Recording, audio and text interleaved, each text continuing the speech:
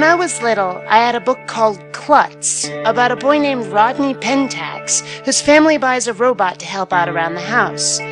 Obviously, this book is set in the future, a very idealistic future.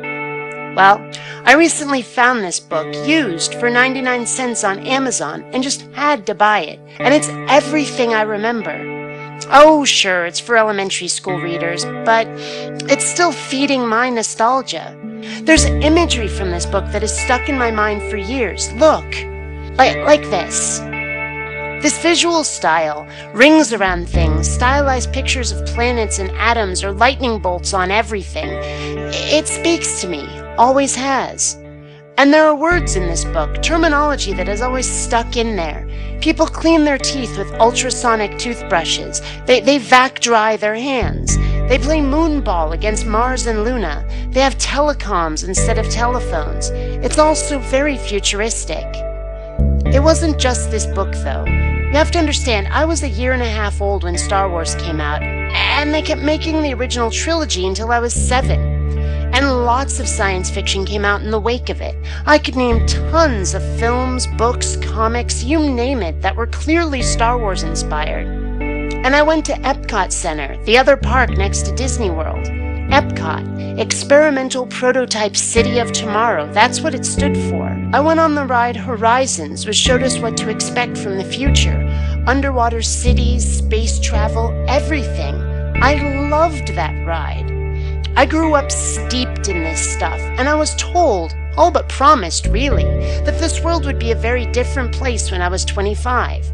Yeah, the year 2000 was marked as this threshold beyond which humanity would reach the stars. The world would become sleek and shiny, with flying cars and bubble cities, robots and spaceships. And it's now 2010, but we're nowhere near there.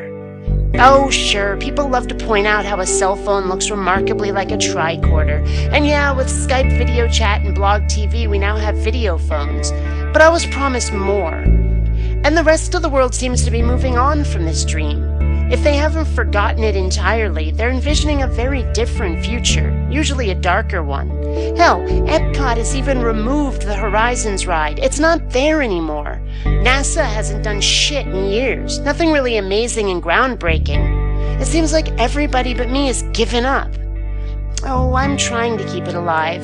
My webcomic, if you look at it, it certainly has a fair amount in common with Klutz visually. I've done my level best to create the world, the galaxy I was told I'd be getting, the bright and shining future grown-ups, teachers, the media, everybody told me to expect. A future that, frankly, I'd fallen in love with. I'm sorry, this video has no point. I'm not trying to convince you of anything, it's just catharsis. But if you're like me and you loved this stuff as much as I, if you wish the world could be what we were promised, how can we make it happen? What can we do? If nothing else, I'd love to have the clothing, to dress like a Jetson. Maybe someday it'll turn around, but I don't know. Until next time.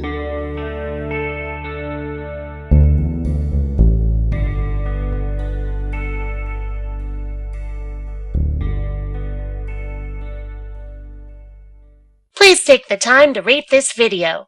And hey, if you dig what I do, subscribe.